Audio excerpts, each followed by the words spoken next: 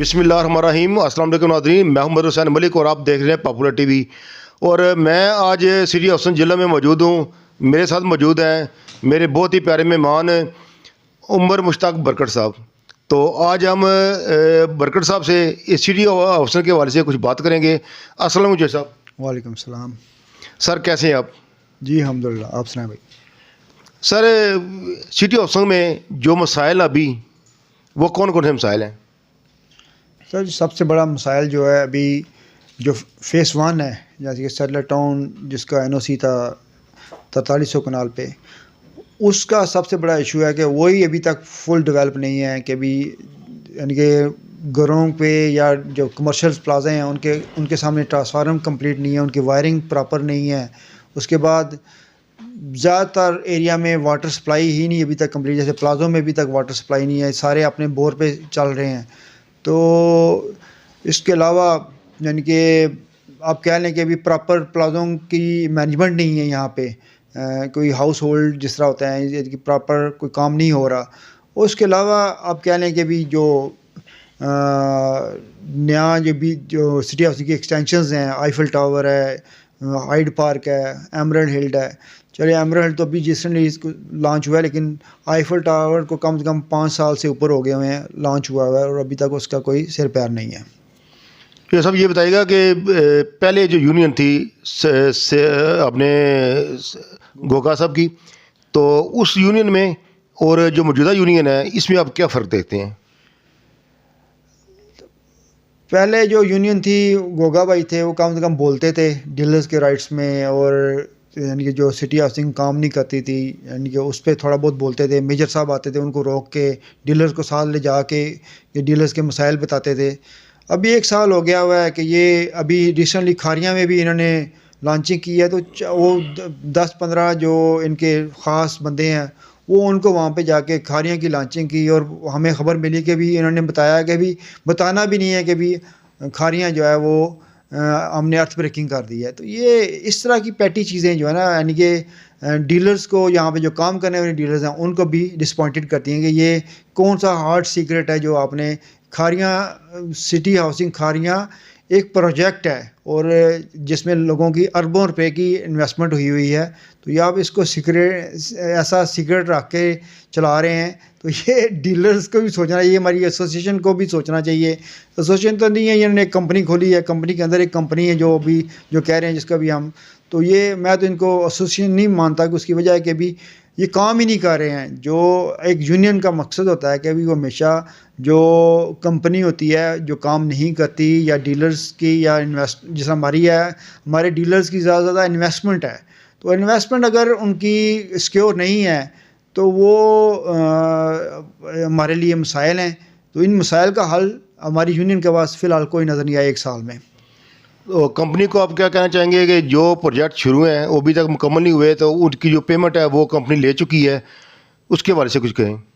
देखिए कंपनी ने अब क्या लेंगे, अभी इसको भी साल हो गया, कंपनी ने लोगों को मालदे टोक मुनव्वर में सारी वहाँ पे सफाई की, लोगों का जी आप आईफिल का काम शुरू हो गया, लोगों से फुल पेमेंट ली है, और फिर प्लाटों पे नंबर लगा के दिए जी ये काम शुरू हो गया। 1 साल हो गया हुआ है। उसके बाद उन्होंने जब वो जो ही उन लोगों से पैसे ले लिए हैं तो उसके बाद उन्होंने डेवलपमेंट रोक दी है। तो ये इस हिसाब में जो हमारे यहाँ पे कर्नल फयाज साहब हैं, ब्रिगेड फयाज साहब हैं, उनका भी फॉल्ट आता है कि भी उन्होंने कराया है या किसने कराया, या राना ज़ैद साहब ने कराया है, जिसने भी ये काम किया है कि भी लोगों से पैसे लिए हैं उसके बाद खामोश हो गए हैं।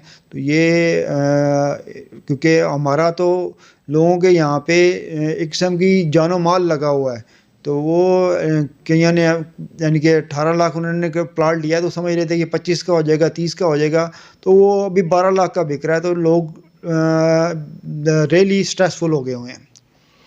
तो जो सब डेवलपमेंट ना होने की आपको क्या वजह नज़र आती है? मेरी नज़र में नाअहली है, क्योंकि आपके सामने आईफिल टावर यहाँ पे लॉन्च हुआ है, और खारियाँ में जो है सराय आलमगीर में मेट्रो सिटी आया था, उन्होंने वहाँ पे कम से कम कोई 10 किलोमीटर का तो खाली रोड बना दिया है जो बुलेवार्ड है, और आगे जाके उन्होंने आईफिल टावर ही बना दिया है जो हमारे यहाँ अभी तक ख्वाबों में है। तो ये हमारे लिए बड़ा शर्मनाक चीज़ है कि भी अभी तक हम कुछ नहीं कर पाए। जो सब आपने जिक्र किया नाहली का, तो आपकी नज़र में कौन नाहल है, यूनियन है या कंपनी है? देखिए, कंपनी को तो जगाए वो तो एक किस्म के उनका है कि उन्होंने पेमेंट ली है, तो उनको कोई बंदा बोलेगा नहीं ना, तो वो डिलीवर भी नहीं करेंगे।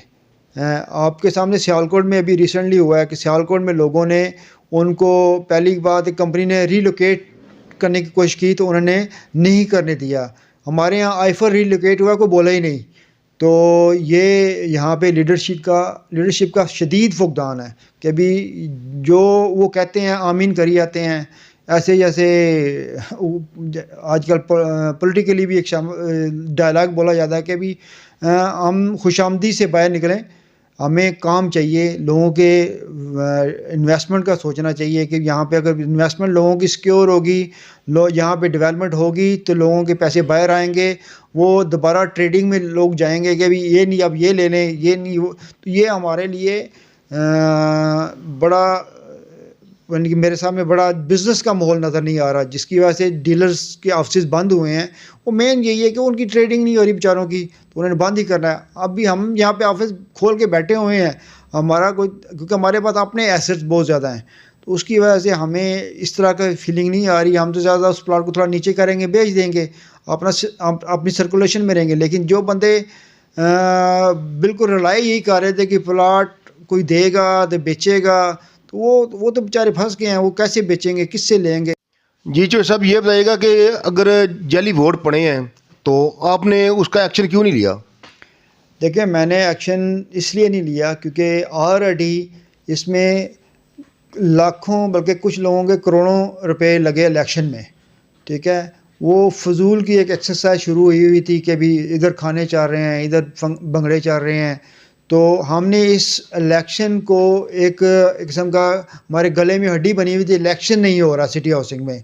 आपको पता है कि 4 माह से हम इसी प्रॉब्लम में फंसे हुए थे कि भी फलाना बैठ गया, फलाना उठ गया। तो हमने इस प्रोसेस को प्रोसीड किया कि ताकि जो है ना हम इलेक्शन के मरहले से निकल जाए। लेकिन मुझे बिल्कुल अंदाज़ा नहीं था कि अभी इन्होंने 356 वोट कर लेने हैं। अगर 200 सवा 200 वोट रहता या 250 वोट रहता, इनको समझ आ जानी चाहिए कि वोट इनको पढ़ना कितना है।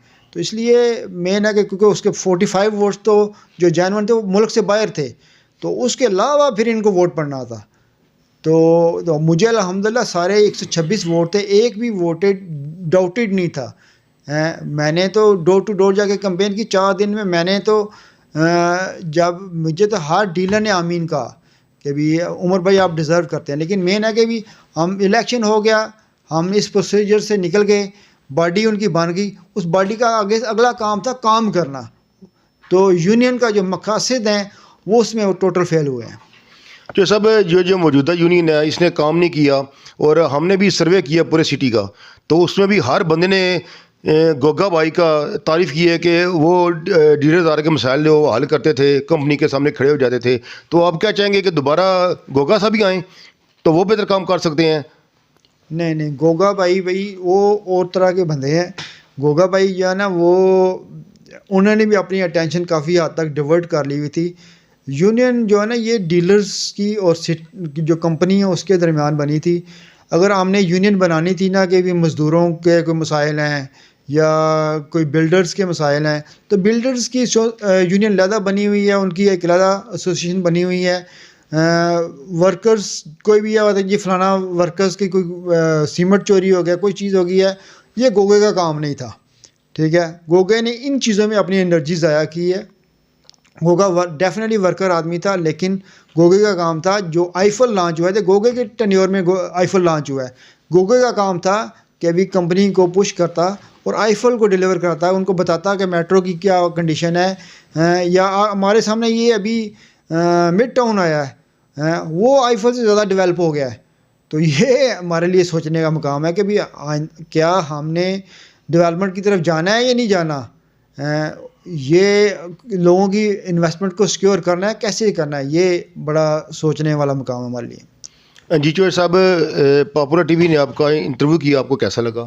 जी माशाल्लाह, आपका न्यू चैनल है, मैं आपको मुबारकबाद पेश करूंगा कि भी आपको अल्लाह मज़ीद तरक्की दे। और ख़ास तौर पे आप मेहनती लोग हैं, मेहनती बंदा जो है ना हमेशा कामयाब होता है। थोड़ी सी उसको स्टार्ट में हर्डल्स आती हैं, लेकिन उसकी मेहनत ज़रूर रंग लाती है। जी नाज़रीन, ये थे उमर मुश्ताक बरकत साहब। तो आपने इनका व्यू सुना, तो इसी के साथ आपसे जाना चाहूँगा किसी नए मेहमान और नई वीडियो के साथ आपसे दोबारा मुलाकात होगी। तब तक के लिए अल्लाह हाफिज़।